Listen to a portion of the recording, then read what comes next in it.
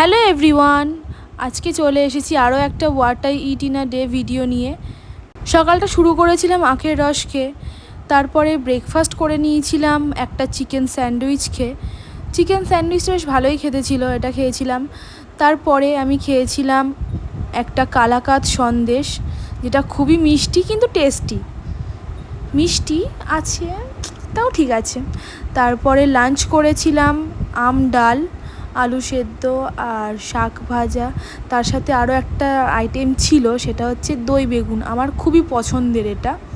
তো তারপরে খেয়ে দিয়ে আমি বিকালবেলা খেয়েছিলাম আম খেয়ে আমি পড়াতে চলে গিয়েছিলাম। আমি পড়িয়ে বাড়িতে ফিরতে একটু দেরি হয়ে গেছিলো, তো আমার খিদে পেয়েছিল। আমি আমার নিজের জন্য করেছিলাম ম্যাগিটা চাউমিনের মতো করে করেছি, কিন্তু এটা ম্যাগি। তো ম্যাগি খাওয়ার পর আর কিছু খাইনি, একেবারে গ্রিন টি খেয়েছিলাম। খেয়ে তারপরে আর কিছু না, ঘুমিয়ে পড়েছিলাম। তো আজ এটুকুই থাক, আবার দেখা হবে, টাটা।